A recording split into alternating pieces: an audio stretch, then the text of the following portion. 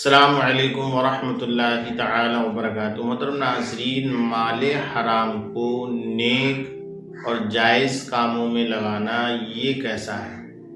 مثلا کسی نے رشوت یا شراب وغیرہ کو بیچ کر یا سود وغیرہ کی کمائی کو اکٹھا کیا اور وہ اس کمائی کو مسجد بنانے میں یا مدرسہ بنانے میں یا اسی طریقے سے کوئی فاتحہ وغیرہ عرس وغیرہ یا دیگر کوئی اور اہتمام کر کے کھانا وانا کھلائے، تو کیا یہ جائز ہے؟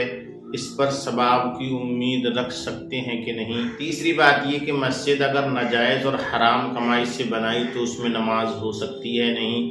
یا مدرسے میں حرام مال لگایا تو اس میں تعلیم جائز ہے یا نہیں ہے؟ یا پھر اس کھانے کو کھانا جائز و درست ہوگا نہیں ہوگا جو مال حرام کے ذریعے سے کیا گیا ہے؟ تو ان تین باتوں کا جواب ہم آپ تک پہنچائیں گے۔ ناظرین گرامی، تو یہ دو چند باتیں ہیں، ان کا صحیح جواب ہم آپ تک پہنچانے کی کوشش کریں گے۔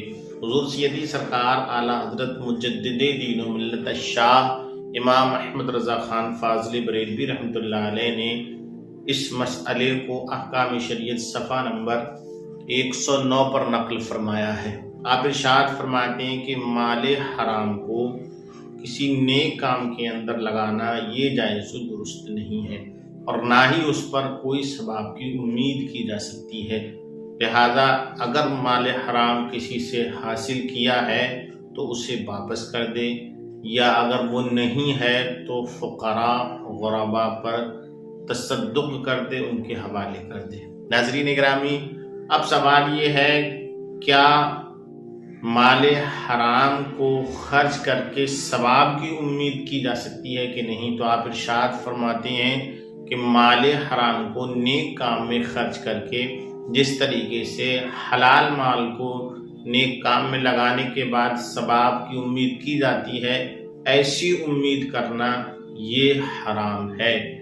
بعض علماء نے اسے کفر بھی لکھا ہے۔ پتہ چلا کہ حرام مال کو اگر ہم نیک کام میں ثواب کی نیت سے خرچ کرتے ہیں تو ظاہر ہے ثواب نہیں ملے گا، اور یہ نیت بھی حرام ہوگی، اور امید جو ہے ثواب کی یہ کبھی کبھی کفر بھی ہو جائے گی۔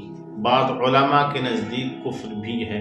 تو ناظرین گرامی، مال حرام تو مال حرام ہے، لہذا مال حرام کو کسی بھی نیک اور جائز کام میں خرچ نہ کریں۔ اولاً تو یہ کہ مال حرام کو حاصل ہی نہ کریں، چونکہ وہ حرام ہے۔ مال تو شریعت مطالعہ کے اندر سب سے سخت ترین گناہ ہے، لہذا اس سے بچنا بہرحال ضروری ہے۔ اب اگر کسی نے مال حرام کو مسجد یا مدرسے میں لگا دیا تو مسجد میں نماز، مدرسے میں تعلیم دی جا سکتی ہے یا نہیں؟ نماز جائز و درست ہوگی نہیں؟ تو اس کا جواب بھی آپ ارشاد فرماتے ہیں، چونکہ مسجد یا مدرسے میں بعینی ہی وہی رقم تو لگتی نہیں ہے، مطلب یہ کہ اس رقم سے اشیاء خرید کر کے سریہ، سیمنٹ، اینٹ وغیرہ یہ لگائی جاتی ہیں۔ تو اگر ایسا نہ ہوا ہو کہ چیز خریدتے وقت یہ نہ کہا ہو کہ بھئی یہ مال حرام ہے اور ہمیں اس کے ذریعے چیز دے دیجئے، بلکہ چیز لی، پیسہ دے دیا، تو اس صورت میں مسجد کے اندر نماز بھی جائز ہوگی اور مدرسے میں تعلیم بھی جائز ہوگی۔